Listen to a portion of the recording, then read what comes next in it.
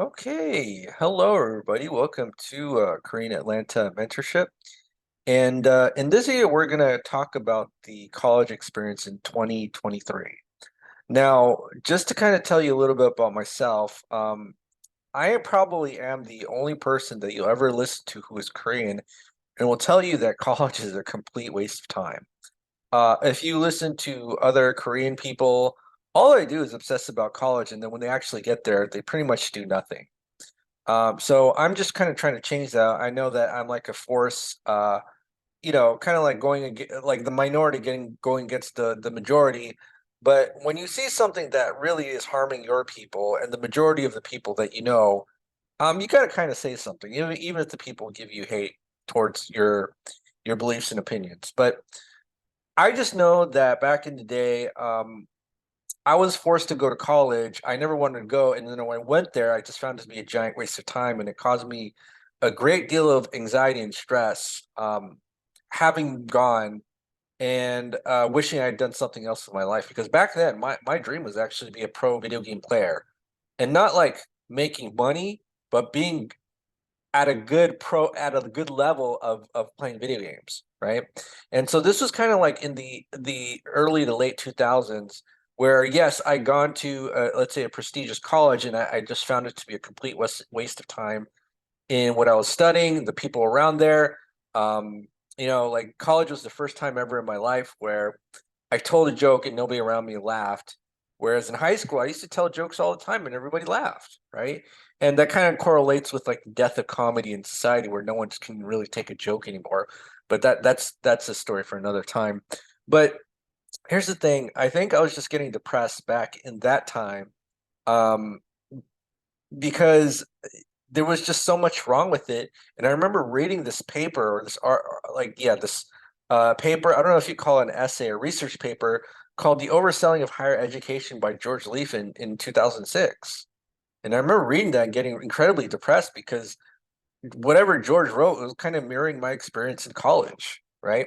So if you scroll down here, there's an executive summary, but George writes, higher education in the United States has been greatly oversold. Many students who are neither academically strong nor inclined towards serious intellectual work have been lured into colleges and universities. At considerable cost to the families and usually a taxpayer as well, those students sometimes obtain a degree, but often with little, if any, gain in human capital. They'll prove beneficial in the labor market or in dealing with challenges of life, right? And that's just how I felt when I went to college. I was like, this doesn't provide any benefit to me.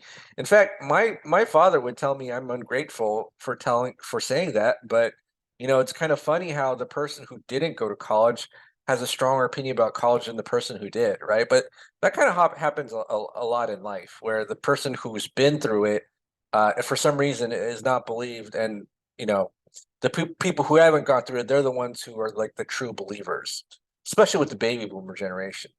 Now, I'm not going to go over through this whole article. If you want to just go ahead and read it, look up James G. Martin Center and look up the Overselling Higher Education George Leaf, and you can read it. It's these 49 pages. Again, this was back in the 2000s, like the early 2000s, 2006. So right now it's 2023, and one would hope that things would get better because college is more expensive than ever, that they'd improve the curriculum, or the social environment would get better. But just based on reading articles and such, it seems like it's gotten a lot worse. Kind of like buying a property in San Francisco. Like, yeah, you can do it, but why would you do it when it makes no sense, right? There are better things to do with your money than buy a property in San Francisco. So there, if you're a young person, you probably won't listen to me, but there are better things to do with your life than go to college, right? And so one of the worst things about the college environment is just the over competitive, especially if you go to the elite college, is over competitive antisocial environment that is not conducive to learning and growing, right? So there's an article by Rachel Shin from The Atlantic that says elite colleges are doing it to themselves. Clubs at Yale and other universities have become competitive due to the point of absurdity, right? To the point of absurdity. Rachel, I don't know if you're Korean, seems like a Korean name, but you get the picture as well, right? Point of absurdity. So let's just kind of take a look.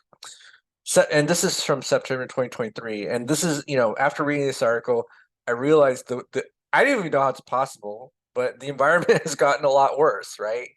But it is what it is. So let's just read this here. Arrow Zane came to Yale last fall eager to try new things, right? Because the propaganda is that you go to college to try new things. In high school, she had spent most of her free time writing and practicing piano, but at Yale, she envisioned dividing her time between activities as disparate as finance and international relations. Zhang did not anticipate how competitive Yale's clubs would be. She quickly learned that unlike the admissions process to the university itself, entrance to student clubs often requires written applications and interviews.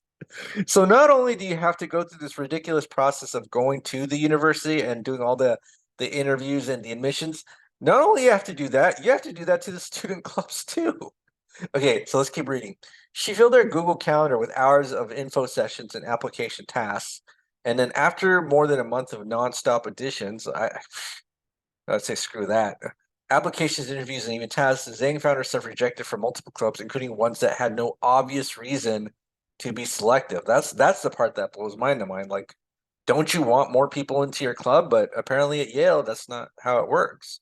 Most of the clubs she was able to join, the Yale Herald dance group, the Clock Tower Bell Ringers, I don't even know what that is, involved skills she'd already honed in high school. Everyone said you don't need any experience to apply, she said, but then everyone gets in who gets in already pros, right? So this is what I mean. Like, this is not a place to learn and grow. It's just more like an elitist club where people are uh elitist towards each other, and you just don't want to be there, or I don't want to be there. Maybe you want to be there, but I don't want to be there. And then she says it says that Yale's competitive admission clubs include many that are notoriously exclusive, but also more surprising entries, such as the Community Service Club. One of Zhang's rejections came from Existential Threats Initiative, where we discuss issues such as climate change and AI. Zhang was turned away for not having enough experience dealing with existential threats. Listen, if you're 18, there's no way in any planet where you're going to have enough experience. Your average 50-year-old doesn't have enough experience dealing with existential threats like climate. Like, it doesn't make any sense, right? But her rejection email encouraged her to listen to more podcasts, such as 80,000 hours. And folks, this is why college is a giant waste of time. It's marketed to young people as a place that you can find yourself and learn and grow. But really, all it is just competition among more competition that never ends.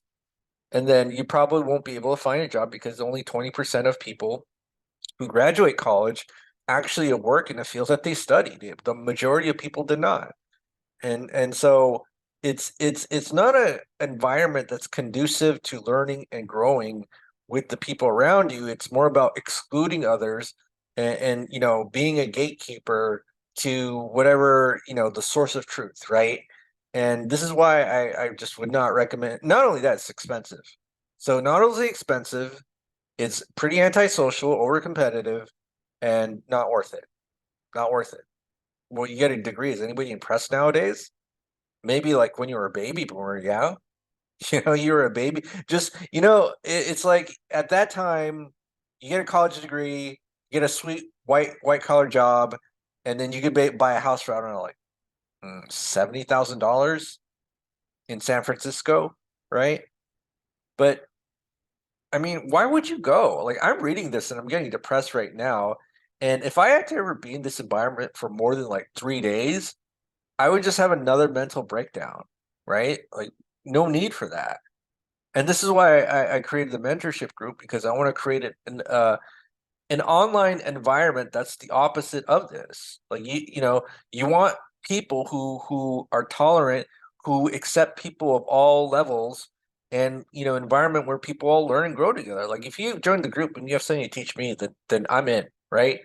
Um, so yeah. So as I said before, college is hell on earth. Like, I can't even stand reading this article anymore. But higher education's oversold. It's been oversold for a while.